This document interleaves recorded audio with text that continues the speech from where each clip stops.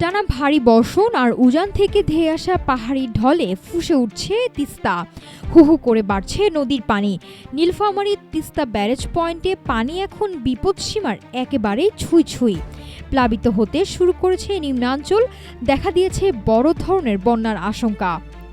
পানি উন্নয়ন বোর্ডের তথ্য অনুযায়ী বুধবার সকাল ৯টায় ডালিয়া পয়েন্টে তিস্তার পানি রেকর্ড করা হয় ৫২.১৪ সেন্টিমিটার, যা বিপদসীমার মাত্র ১ সেন্টিমিটার নিচ দিয়ে প্রবল বেগে প্রবাহিত হচ্ছে।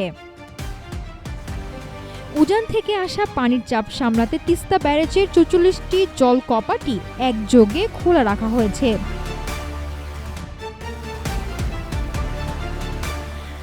ডিমলার পূর্ব ছাতনাই, খড়িবাড়ি এবং জলঢাকার গোলমুন্ডা ও চরাঞ্চলের মানুষ সবচেয়ে বেশি ঝুঁকিতে পড়েছেন।